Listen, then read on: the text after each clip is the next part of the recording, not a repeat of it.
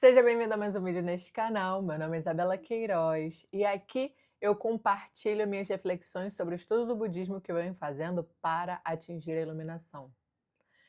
Saiba que iluminação não é algo distante que somente uma pessoa pode ter atingido, que é o tal do Buda, senão o estado de Buda ou a iluminação em si é algo que você e eu, pessoas comuns, podemos atingir. Então fica aqui comigo e aproveita, já dá um like, já se inscreve se você não é inscrito, porque a gente vai bater um papo sério hoje. O papo é o seguinte: quero falar sobre política. Não sobre política o que está acontecendo, mas sobre essa coisa da religião e política envolvida.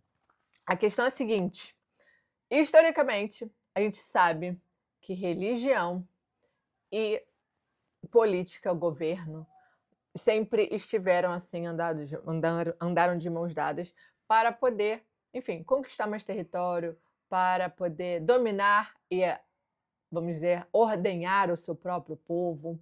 Isso acontece no mundo desde os tempos mais primórdios, tá bom? E não só na Europa, como a gente tem, né, a Igreja Católica, a gente já estudou na escola o quanto existe a influência da igreja, do catolicismo, mas não só do catolicismo, né, hoje em dia, né, do cristianismo, porque tem várias vertentes aí, de maneira geral, aqui no Ocidente, mas também no Oriente, seja do budismo, aqui no Japão, ou no Oriente Médio também, né? Inclusive, a gente já viu, vem vendo, tem visto que algumas guerras, inclusive, são justificadas por conta de profecias, por conta de religião. Então, isso não necessariamente é algo legal, porque em outros vídeos eu já comentei, mas o budismo acredita na iluminação de todas as pessoas, na possível, né, iluminação de todas as pessoas, apesar de como elas estejam manifestando a sua existência no momento, mas a questão é que se há vida, há essa, vamos dizer, esperança de que pode sim mudar e ser uma pessoa melhor. Mas aqui não é sobre isso, eu não estou falando sobre reforma, sobre, enfim, o que fazer, se uma pessoa comete um crime hediondo, não é sobre isso o vídeo. O vídeo é mais mesmo sobre essa influência que tem a religião no governo. E, enfim, a gente sabe que o papel do governo, de maneira geral, é proteger o povo. E aí é proteger o povo em todos os âmbitos, não é proteger o povo de uma invasão externa, de uma invasão, né, do estrangeiro, de outro país. É também colocar ordem no seu próprio território, né, de maneira política, é também garantir sustento de todo mundo, para que todo mundo possa prosperar economicamente, possa crescer. E aí, no caso, para que isso seja possível, de repente, a educação também necessita ali um apoio, né, uma proteção do governo. Enfim, o governo existe para proteger o povo, tá bem? E aí isso não é somente questões bélicas ou físicas, é também da questão econômica e intelectual, tá bom? Ou seja, para que as pessoas possam fazer as suas crescer como indivíduos também. Enfim. E aí, a gente está, né, em época de eleição e é muito comum ver candidatos, ao invés de apresentarem suas propostas de mudança, suas propostas de proteção ao seu povo, na verdade, elas estão ali tentando convencer o eleitorado pela emoção.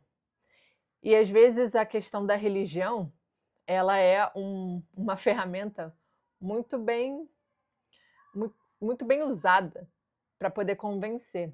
Ou seja, se a gente compartilha da mesma religião, então a gente tem os mesmos ideais, a gente tem os mesmos critérios morais. Então a gente sabe o que é certo. Então, se eu estiver no governo, eu vou garantir que isso seja possível. Então, vota em mim, porque eu vou fazer com que a nossa religião seja, vamos dizer assim, através das leis, seja imposta para as outras pessoas, né? É mais ou menos assim que, infelizmente, acontece, que, infelizmente, a gente vê muitos candidatos se promovendo. E acaba que ganha votos mesmo, né? Porque isso é um argumento emocional e, cara, como seres humanos, independente do que for, até mesmo compra, se a gente vai comprar alguma coisa, se a gente vai tomar uma decisão, às vezes a gente não usa o nosso racional como fator de decisão, a gente usa o nosso emocional. Então, mexer com o emocional é algo assim muito inteligente para você poder convencer alguém de tomar uma atitude. Infelizmente, e isso é feito assim ao rodo na política brasileira. Mas, voltando aqui, né, agora sobre uma reflexão mais dessa mistura, do que não é do que pode ou que não pode, mas do que vem aqui nesse livro que eu tenho lido ultimamente. E aí ele fala o seguinte, Sensei, né, o presidente Queda fala o seguinte: a lei secular refere-se aos princípios fundamentais que sustentam a sociedade e também aos sistemas que tornam esses princípios uma realidade. Ela abarca todas as funções da sociedade, incluindo a política, a economia, a educação e a arte. Isso que eu acabei de falar para vocês. A lei budista refere-se à essência do ensinamento do Buda. É a lei mística que permite a todas as pessoas concretizarem a felicidade. Então, vamos dizer que no mundo ideal, não é que todo mundo vai praticar o budismo. Não é isso. No mundo ideal, o governo está justamente protegendo a integridade do ser humano, física aqui, né, nos âmbitos da sociedade, incluindo política, economia, educação e arte. Está protegendo a sociedade para que elas possam viver o seu crescimento espiritual da maneira como elas queiram. Ponto. Assim de simples. Esse seria o mundo ideal. Né? Mas, enfim. Aí o senhor Saito, ele fala, né, mais adiante, eu pulei aqui um pouco, aí ele fala o seguinte, da mesma forma que Daishonin fala da fusão da lei secular e da lei budista, ele está se referindo a fazer com que o espírito do budismo pulse e desabroche em todas as áreas da sociedade, e também a construir uma sociedade em que a felicidade das pessoas seja a preocupação principal. Então, aqui não, quando ele fala aqui sobre o budismo e essa fusão, não é sobre fazer com que as pessoas sejam obrigadas a praticar o budismo, não é julgar as outras pessoas que não praticam o budismo, não é criar leis com base no que se acredita o budismo, né? Ou isso acaba tirando, né, o livre-arbítrio de várias pessoas, dependendo da lei que está sendo criada, porque foi criada com base num conceito religioso. E isso fala assim, tá, mas para mim isso não faz nenhum sentido. Né? Eu queria poder escolher X, Y, Z e eu não posso porque você acredita nisso. E você está criando uma lei para a sociedade com base numa questão espiritual que você acredita, né? Não, porque assim, a felicidade de todas as pessoas tem que ser a preocupação principal.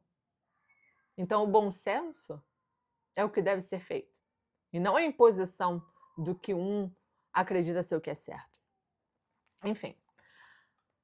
Aí, o senhor Morinaka, ele cita uma passagem do estabelecer o ensinamento correto para a pacificação da Terra, que é a...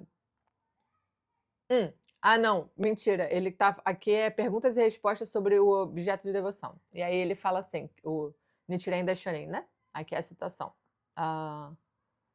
que é a seguinte: como o certo e o errado em relação às doutrinas do budismo tornaram-se confusos, a autoridade da governante declinará gradativamente até que a nossa nação seja atacada e destruída por outros países. Como somente Nichiren tem consciência do fato, pelo bem da lei budista e da autoridade do governante, reuni importantes passagens dos sutras e compus um documento o qual submetia ao sacerdote leigo Saimyoji. Só retificando aqui, é estabelecer o ensinamento para a pacificação da Terra, mesmo o tratado que ele está se referindo. Enfim, só aqui falando sobre essa coisa, né? Como o certo e errado em relação às doutrinas do budismo tornaram-se confusos, a autoridade do governante declinará gradativamente até que a nossa nação seja atacada e destruída por outros países. A gente não precisa levar ao pé da letra, por exemplo, em relação ao que a gente está vivendo agora, né? Até porque não tem como, um pelo país, outro pela época e a realidade, mas a questão é que, assim, beleza, não vamos ser atacados, mas a autoridade do governante declinará gradativamente, me parece algo bem atual, né? Enfim, aí aqui o sensei continua, né? Daishonin apresentou o tratado estabelecendo o ensinamento correto para a pacificação da Terra para alertar sobre o estado em que se encontrava a relação entre a lei budista e a lei secular, que estava levando o país à ruína. Pois, se a situação continuasse como estava, as pessoas se tornariam miseráveis e toda a sociedade seria atirada ao inferno de incessantes sofrimentos. Daishonin era motivado unicamente por sua preocupação com as pessoas, com a lei e com a sociedade.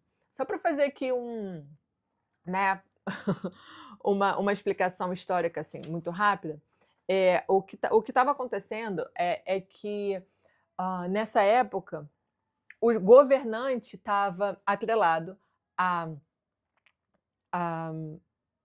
outras escolas budistas, e essas escolas elas estavam meio que fazendo orações para a proteção do governo. Mas assim, unicamente do governo. Era uma coisa muito interessante, não era essa proteção de toda a sociedade, não era para a felicidade de todas as pessoas, era para que o governo se mantivesse bem. Olha só, é uma coisa muito exclusiva, né? É muito sobre um grupinho de pessoas e não é sobre a felicidade de todas as pessoas.